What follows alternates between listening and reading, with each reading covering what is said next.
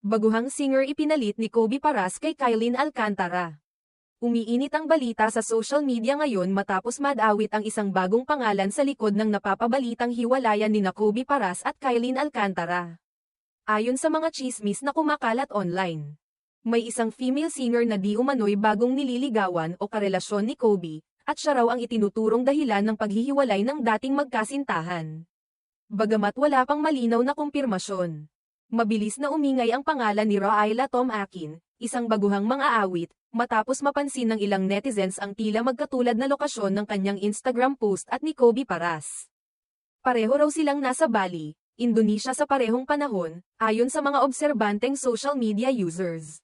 Dahil dito, umikot agad ang hinala na silang araw ang magkasama sa trip na iyon. Marami ang nagtaka at nagsimulang magtanong, totoo nga bang si Raila ang tinaguriang mystery girl na pinapalit kay Kylene Alcantara? Dahil sa usapin na ito, hindi naiwasan ng singer na makatanggap ng mga negatibong komento at pambabatikos mula sa mga tagahanga ni Kobe at Kylene. Maging si Kobe ay hindi rin pinalampas ng mga netizen. At binyansagang, playboy, o paasa, ng ilan, lalo na't wala naman daw malinaw na pag-amin o paglilinaw mula sa kanyang panig. Gayunpaman, sa kabila ng mga haka-haka, wala pa ring konkretong ebidensya na magpapatunay na sina Kobe at Raila ay may espesyal na ugnayan. Sa mga larawang naipost nila, makikitang may ibang mga kaibigan din silang kasama.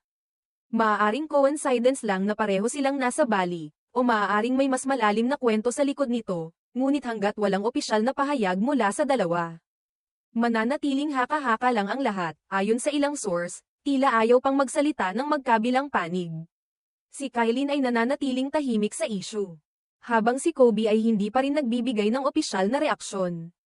Samantala, si Raila ay patuloy lang sa kanyang music career at tila hindi pinapansin ang mga patama ng bashers online. Marami ring netizens ang naniniwalang hindi patas na basta-basta na lang siyang husgahan kung wala namang malinaw na patunay. Para sa mga fans at taga-suporta ng dating magkasintahan, umaasa silang lilinawin din ng mga sangkot ang katotohanan sa tamang panahon. Hindi maiiwasan ang espekulasyon lalo na't public figures ang mga ito. Ngunit nararapat din daw na igalang ang kanilang pribadong buhay. Samantala, nananatiling bukas ang mga pahayagan tulad ng Abante Tonight sa panig ni Kobe at Raila kung nais nilang magbigay ng kanilang saloobin at buwagin ang mga maling akala. Hanggang sa mangyari iyon, patuloy ang netizens sa pagbantay sa bawat galaw ng mga personalidad sa social media, na tila naging playground na rin ng modernong tsismisan. Sa huli, isa lang ang malinaw, malaki ang epekto ng social media sa kung paano nabubuo at kumakalat ang mga tsismis sa mga personalidad.